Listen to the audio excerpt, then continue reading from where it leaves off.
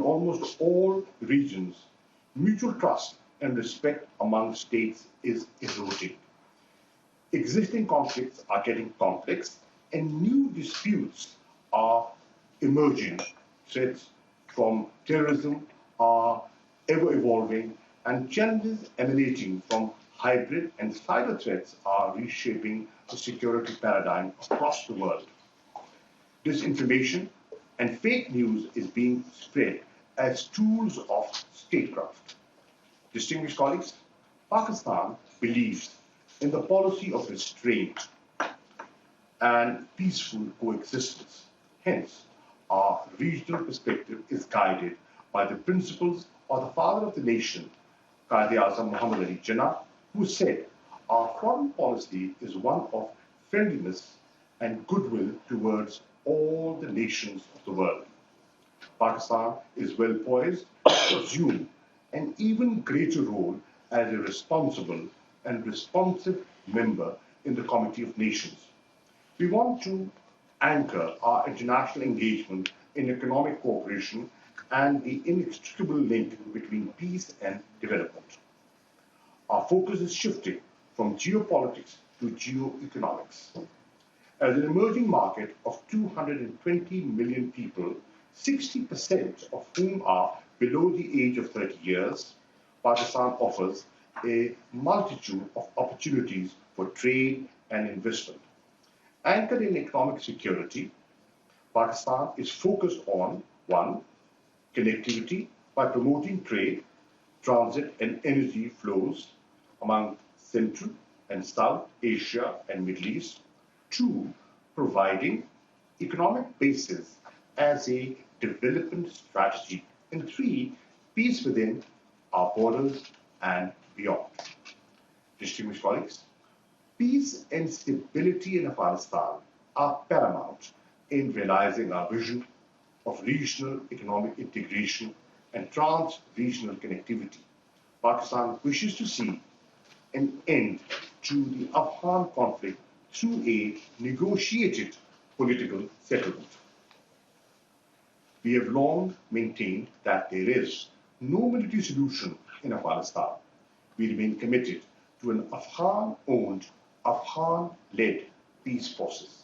Pakistan has consistently supported the peace process, and our facilitation culminated in the US-Taliban peace agreement and subsequent commencement of intra-Afghan negotiations. We believe a negotiated political settlement is the only way forward. Pakistan and the European Union have a common interest in bringing peace and stability in Afghanistan. As a shared responsibility, Pakistan will continue to play a role in facilitating the Afghan peace process. Distinguished colleagues, the current peace process is a historic opportunity for a political solution. All Afghan parties must seize it to end the conflict and bring sustainable peace to Afghanistan. There are elements both inside and outside Afghanistan which do not want peace and security. We should remain vigilant of mechanisms of such spoils. A high level of violence in Afghanistan remains a major concern. All parties to the conflict, including the Taliban, must agree on reduction in violence, leading to a comprehensive ceasefire. Continued violence following withdrawal of the US and NATO forces could potentially lead to rise in drug production and exodus of Afghans from their country. Pakistan stands as a gatekeeper in stemming the flow of illegal migrants and narcotics from Afghanistan. We've been hosting millions of Afghan refugees for over 4 decades now, the longest protracted refugee population of modern times. We look forward to an early, dignified and sustained return of Afghan refugees to their homeland through a well-resourced and time-bound roadmap supported by the international community. We recognize European Union's consistent efforts as well as states in the Afghan peace process and its future role in the reconstruction and economic development post-withdrawal. Pakistan-EU cooperation would be important in preserving the political, economic and social gains of past 2 decades as well as rehabilitation of the Afghan refugees. Announcement of withdrawal of international troops by 11 September 2021 has created a situation where Afghanistan will need ever greater assistance and support by the international community. Pakistan will continue to assist Afghanistan for post-conflict development and reconstruction. We reiterate our hope that the Afghan parties will seize this historic opportunity to establish inclusive, broad-based and comprehensive political settlement among them. Distinguished colleagues, Pakistan remains firmly committed to improving relations with all its neighbours, including India. Unfortunately, our overtures for peace were not reciprocated by India. Instead, it unilaterally and illegally moved to change the status of Jammu and Kashmir, a UN-recognized disputed territory, and vitiated the environment for dialogue. The onus is now on India to create an enabling environment.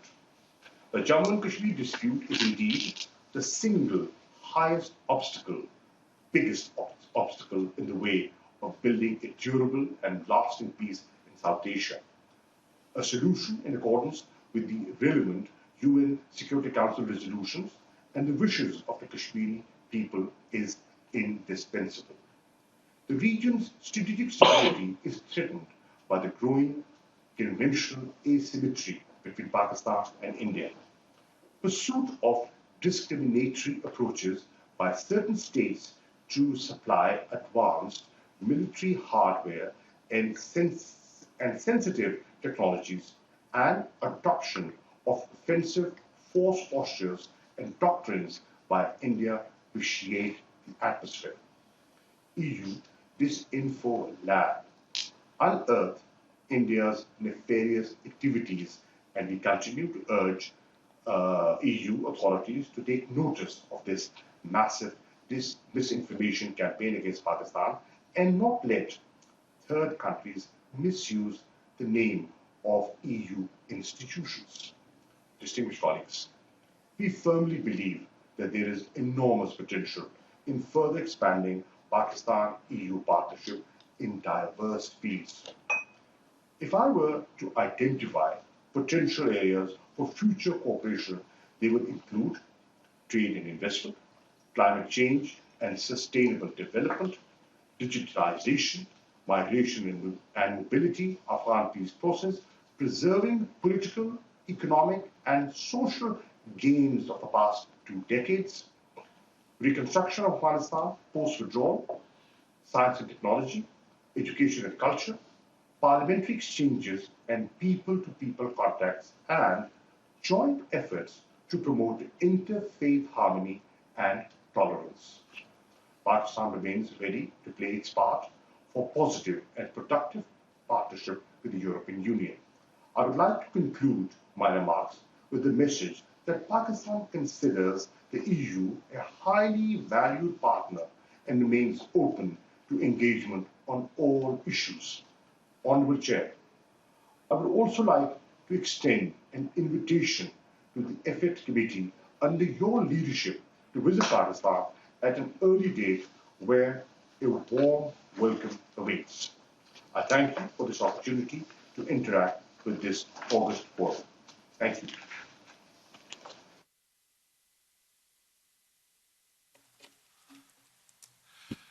Your Excellency, dear Minister, thank you so much for your introductory remarks, and thank you especially for the kind invitation at the end of your remarks, and this is very much appreciated, and we will consider your invitation. Thank you so much. Colleagues, we have now exactly 26 minutes' time for an exchange of views. I have to be strict on time because at 10 o'clock we have the next session, which will also gain some immediate interest, and we have to start on time. So you have to be very precise. I will be strict on speaking time. We begin with Ms. Procaccini, the chair of the Standing Delegation for South Asia. Mr. Procaccini, the floor is yours. Yes, thank you, Chair. With or without the mask? With mask, no, for the translation, because I prefer to speak in Italian, because it's a very sensitive topic. So, grazie, Presidente. Thank you very much indeed, Chairman.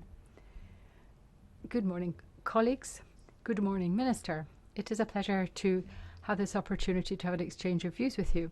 I'm sure you agree with me that this is very important in the context of international relations. Structured dialogue is very important, and it is conducive to an ongoing dialogue, which I think is very useful. I hope that we can continue to have such fruitful dialogue between ourselves, and so we can develop constructive relationships going forward. So I'm particularly grateful to you for joining us today. The Parliament voted a resolution in April